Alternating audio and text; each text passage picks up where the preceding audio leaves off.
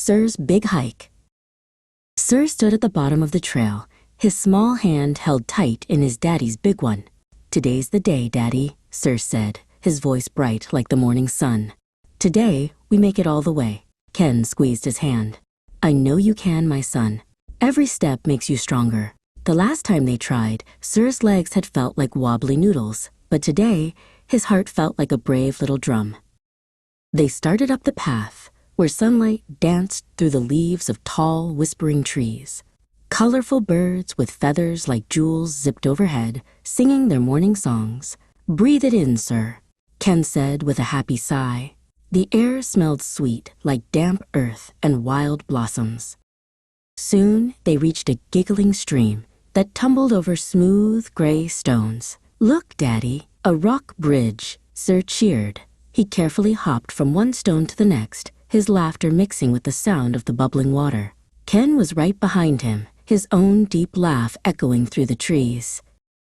As the path climbed higher, Sir's legs began to feel heavy. His breath came out in little puffs, like a tiny steam engine. "My legs are getting tired, Daddy," he said, his steps getting smaller and slower. The top of the hill felt very far away. Ken walked beside him, his voice as calm and steady as the old trees. "That's just your legs getting stronger, Sir. One step at a time. You're stronger than you were yesterday." He pointed to a fuzzy caterpillar, inching its way along a big green leaf. "See? He knows the secret. Slow and steady wins the race." They rounded a bend and saw a giant, mossy boulder resting by the trail. Sir stopped. He remembered this rock. This was the place where he had given up last time. His legs ached, and a tiny voice in his head whispered, "You can't go any farther."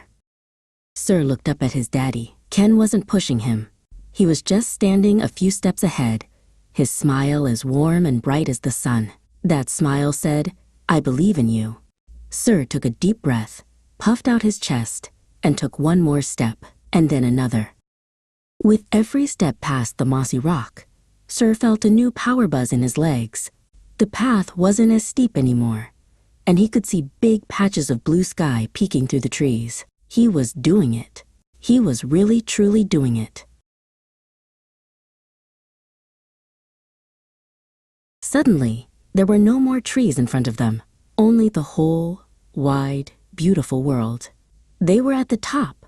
"We did it," Sir shouted, raising his arms high in the air. He felt like he was on top of the world, and his victory cheer echoed over the valley. Ken wrapped Sir in the biggest, proudest hug. "You did it, my son. You are so strong." Looking out at the tiny houses and winding rivers below, Sir knew his daddy was right. Every step you take, even the hardest one, makes you stronger. The end.